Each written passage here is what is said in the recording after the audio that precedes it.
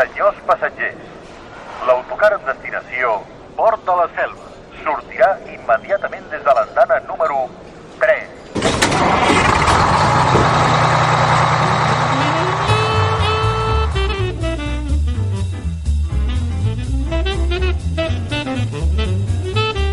D'aquí a pocs minuts arribarem al Port de la Selva, un municipi de l'Alt Empordà de 970 habitants. Presidit pel solemne monestir de Sant Pere de Rodes, el paisatge del municipi té una exquisida barreja de colors naturals. El blau del Mediterrani, el verd de les vinyes i el marró de les muntanyes arran de mars esculpides amb el pas del temps.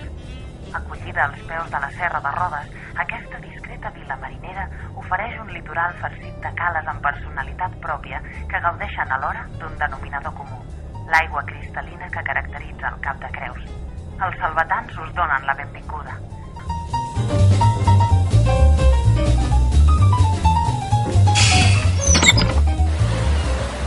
Arribem al nostre destí i no podríem tenir una millor rebuda. Josep Maria Cervera, bon dia.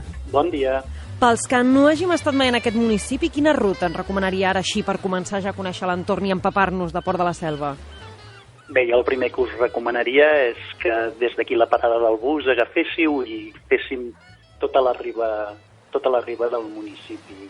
Que és una passejada molt agradable i que ja et permet empapar-te de l'essència del Port de la Selva. Clar, aquí tenen conjunts monumentals, es pot anar del monestir al castell amb un camí, tenen el camí de ronda, és a dir, els caminaires, aquells que ens agrada conèixer el país, fent trescar les cames, tenim moltes opcions a Port de la Selva.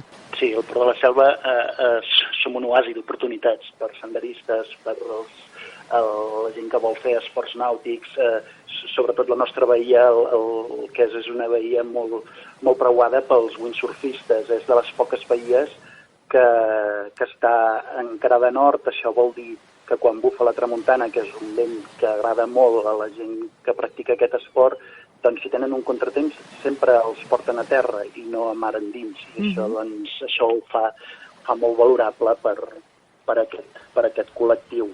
I després el que dèieu, ja sigui caminant en bicicleta o amb cotxe, visitar l'entorn.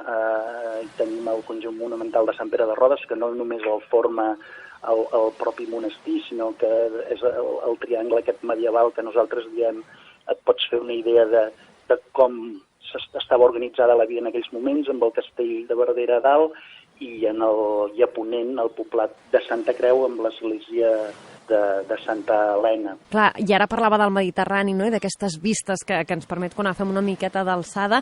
Clar, aquestes vistes també ens permeten veure que hi ha moltes cales a prop del municipi. Quina ens en recomanaries? Pots trobar des de la platja que tanca la bahia, que és una platja de sorra relativament semblant a la majoria de platges que podem trobar a la resta de la costa catalana, a totes aquestes caletes més rocalloses, només agafant i sortint del municipi, direcció al far de Cernella, cap a la banda de Llançà, en allà al camí de Ronda mateix pots gaudir de moltes platgetes i caletes molt interessants.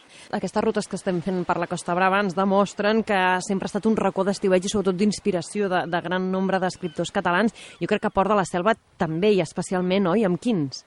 Sí.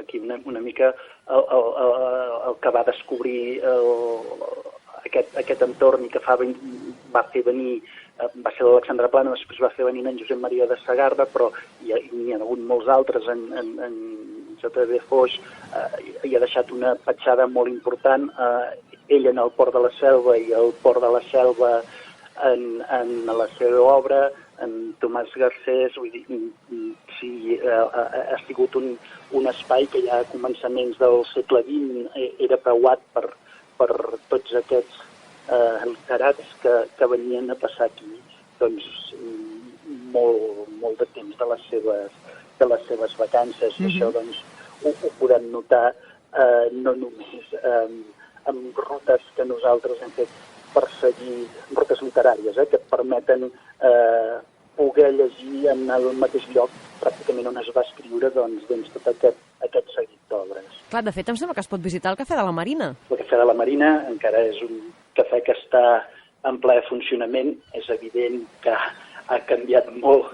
Una mica, no? Del que podem saber els que hem vist l'obra de teatre d'en Josep Maria de Segarra del Cafè de la Marina, o el que després ho hem vist quan se n'ha fet una sèrie, però evidentment que no s'ha mogut de lloc, és allà mateix on era i conserva el nom i segurament l'essència, perquè nosaltres sí que és veritat que hem intentat que el poble es posi al dia, de no quedar aturats, de renovar-nos, però sempre ho hem intentat fer sense perdre aquesta essència que ja va atreure molta gent a començaments del segle passat.